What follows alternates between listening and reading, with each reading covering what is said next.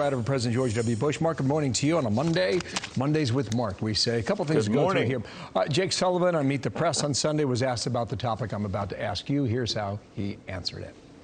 President Biden doesn't currently have any plans to travel to Kyiv. But what I will tell you is he sits in the Oval Office and in the Situation Room on a daily basis, organizing and coordinating the world when it comes to the delivery of weapons. So that from Sullivan. Ukraine Ministry of Defense says this is what democracy looks like. This is what courage looks like. This is what true friendship between peoples and between nations looks like. Okay, I mean, there's obvious questions. Should he go? Would he go? I guess he could. They won't tell us in advance, obviously. Should he? He should. I mean, look, first of all, the images of Boris Johnson doing that walk around were just amazing. It reminded me of Churchill walking through London during the Blitz, except, of course, in Kyiv now, the Ukrainians have won the Battle of Kyiv. But he's not the only one who's gone. The prime ministers of Poland, Slovenia, and the Czech Republic have all visited. The president of the European Commission just toured Bucha, the scene of all those massacres. Boris Johnson's now visited, and Joe Biden spent his weekend in Delaware while Boris Johnson was in Kyiv.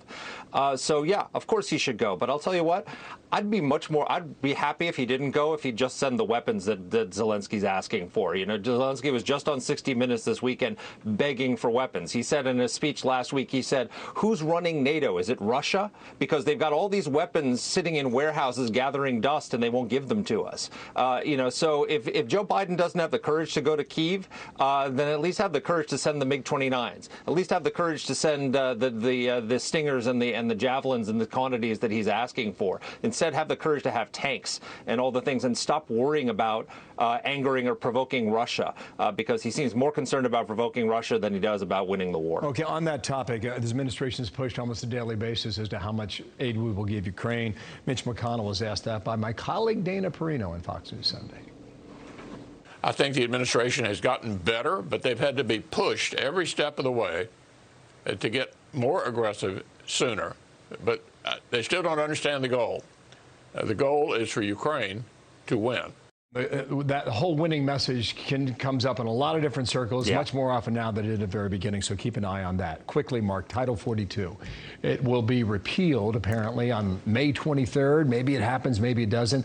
There are so far 8 Democratic senators, here's the list now, that have said keep it in place right now at the border. There are at least 3 House members on the Democratic side who said the same thing. One of them, Henry Cuellar, he's in a tough re-election fight. His district borders Mexico, and said this about Title 42.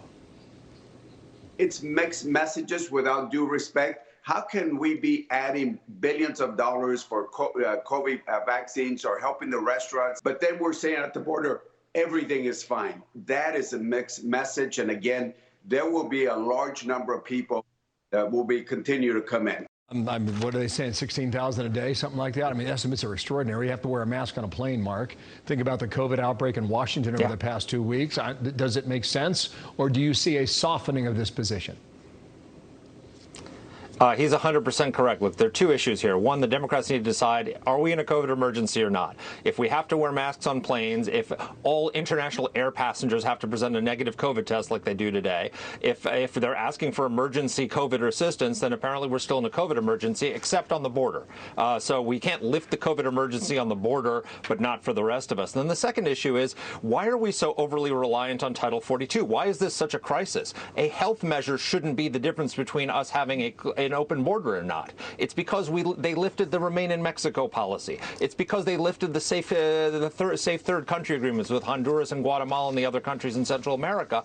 All the other border policies have been lifted. So the only thing that's keeping us from having another 1 million people a year surging across the border is Title 42. A health measure should not be what prevents us from having open borders. So this is just the fact that we're so overly reliant on Title 42 shows what an absolute disaster their border policies are. I still send some wiggle room and see whether or not we're right in time before the 23rd of May. Thank you, Mark. Nice to see you. Marc Thiessen in Washington. Take care. And we'd love to be right.